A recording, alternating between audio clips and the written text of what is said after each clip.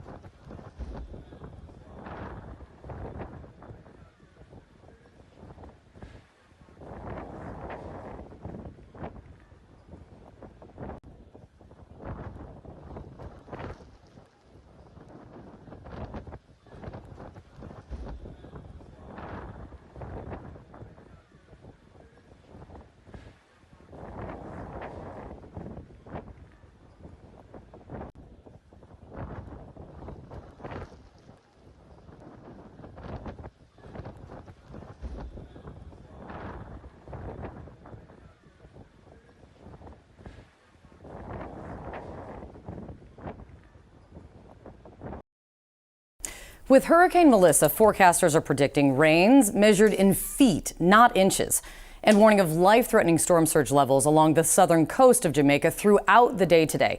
The way the National Hurricane Center put it last night is failure to take immediate action may result in injury or significant loss of life. What they're talking about is in some low-lying areas between 9 to 13 feet of storm surge. And what that could look like for so many people in Jamaica right now is this. At about 2 feet of storm surge, low-lying coastal roads begin to flood and become impassable. At 5 to 8 feet, cars become submerged. You cannot drive through that. And Hurricane Melissa, as I said, is expected to bring up to 13 feet in some areas. 10 feet of storm surge is taller than a city bus. The average first floor of a building is typically around 14 feet high. And now you can see why experts are so worried. And when the forecast could look like what we have here, it's clear why officials are saying, do not venture out of safe shelter. A live look over Jamaica this morning where the worst of Hurricane Melissa is gone. Actually, look at this live picture. A guy in his boat right there. One way to get around. The island has been dealt a major blow. Tons of devastation. And looking at the radar now, here's Cuba. Made a second landfall there around 3 o'clock this morning. Now the storm is lifting to the north and will affect the Bahama Islands later today into tomorrow. As for Jamaica, Melissa made the landfall as a Cat 5. It brought a ton of rain, storm surge, damaging winds across the island. Melissa is officially one of the most powerful storms to hit the island in decades.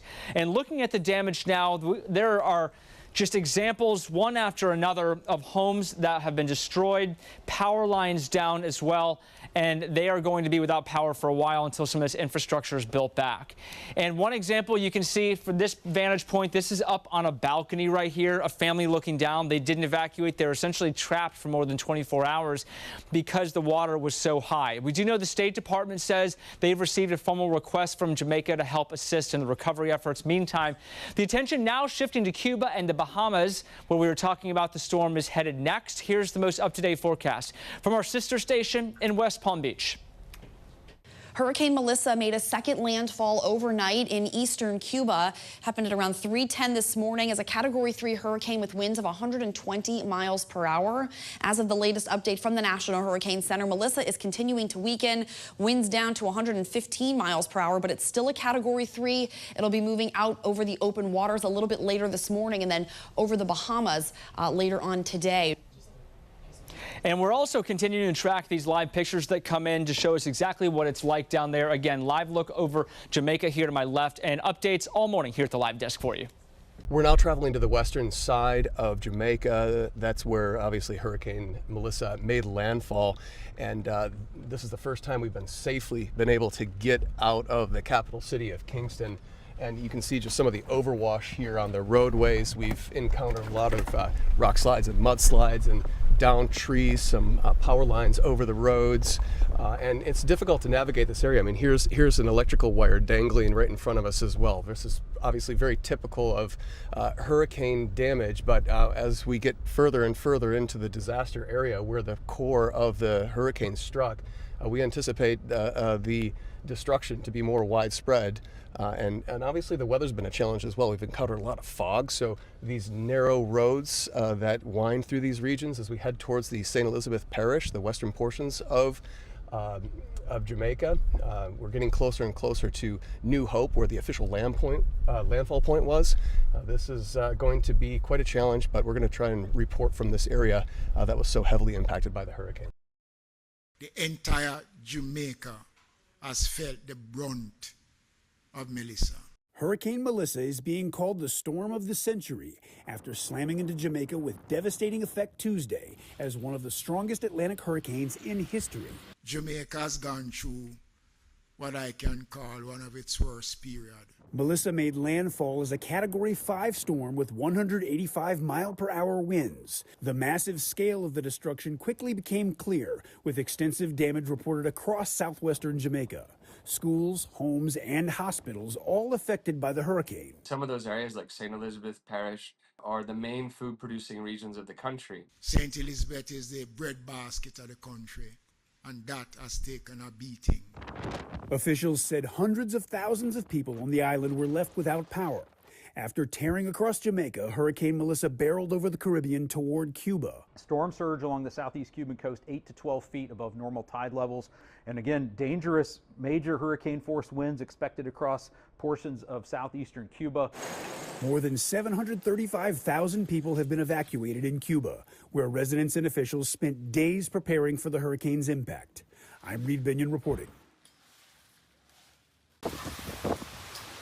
This is the first Category 5 hurricane to hit Jamaica. The reports that we have had so far would include damage to hospitals, significant damage to residential property, housing, and commercial property as well. With powerful winds and heavy rain battering the island, the risk of storm surge and catastrophic flash flooding are real danger. There will be flooding and there will be infrastructure damage. We have 70% of our population living within 5 kilometers of the sea in generally low-lying areas. So the risk of flood is extreme. Residents and tourists alike riding out the storm Tuesday. The wind that I've experienced, I've never heard or felt anything like that in my life. It's really overwhelming. They told everyone to pack in an emergency bag so that we will have that in all our important documents.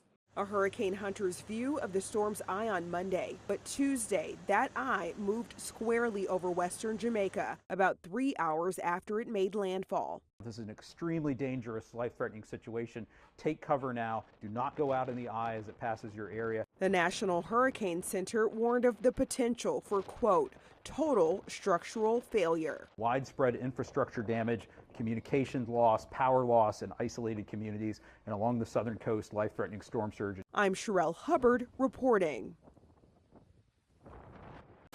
Cuba has been getting blasted all morning since last night. We continue to receive hurricane strength gusts. You can just hear outside the shrapnel, pieces of roof flying off and hitting.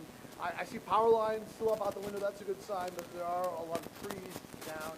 And it's just been hours and hours of this pounding wind, of the rain coming down. We are in a very, very solid building where I am right now, is Smyrna House, and that has kept us safe. For the people outside, I can't imagine what it's been like. I'm sure people have lost roofs. I'm sure people have had trees come down, power lines come down, perhaps even lost homes. This is a Category 3 storm. That is a major hurricane. It can do impressive structural damage. And so as the morning goes on, at first light, we'll have a better sense of the damage that's been done here. But we continue to be under the gun here in Cuba. Hurricane Melissa is just not letting up. Patrick Ottman, CNN, Santiago de Cuba. The same areas that are being battered by this storm on the south coast of Jamaica were also impacted only a year ago by Hurricane Beryl, a Category 4 storm. And some of those areas, like St. Elizabeth Parish, are the main food-producing regions of the country. So we know that, you know, the first time you're hit by a storm of this nature, it's devastating. The next time that a storm like this impacts the same communities, you can only imagine how difficult it will be for them. On a humanitarian basis, we have to. So we're watching it closely, and we're prepared to move. But you know, it's doing tremendous damage. It's, as we speak, it's right there right now.